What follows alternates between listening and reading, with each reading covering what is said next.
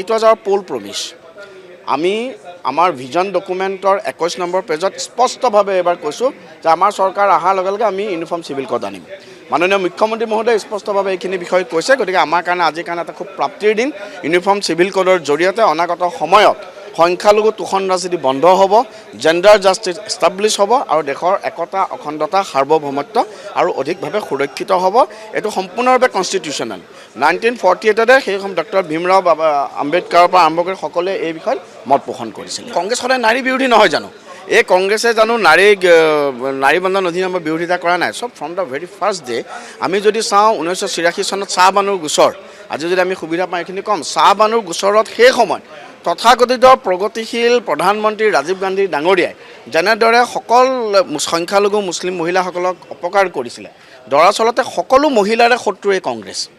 আজি বহু বিবাহ ৰোধ হ'ব আজি আমি দেখিছোঁ যে আমি